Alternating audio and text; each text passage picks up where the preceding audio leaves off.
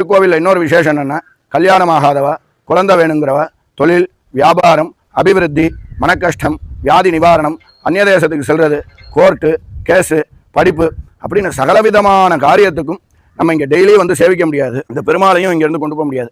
அப்படிங்கிற காரணத்தினால விளக்கு எடுத்துகிட்டு வீட்டில் கொண்டு வச்சு பூஜை பண்ணால் காரிய ஜெயமாகும். இந்த விளக்கு வந்து இந்த பெருமாளாகவும், ஸ்ரீதேவியாக அந்த அதில் காசு வச்சு இது பண்ணுவோம், அது ஸ்ரீதேவியாகவும், திரி வந்து பூமாதேவியாகவும். இந்த பெருமாள் ஸ்ரீதேவி பூமாதேவி சமேதராக அவங்க வீட்டுக்கு வராங்க. டெய்லி காலையில் குளிச்சு முடிச்சு சுத்தமாக இருக்கிறப்ப 2 ஊதுபத்தி 2 சூடன் காமிச்சு பூஜை பண்ணணும்.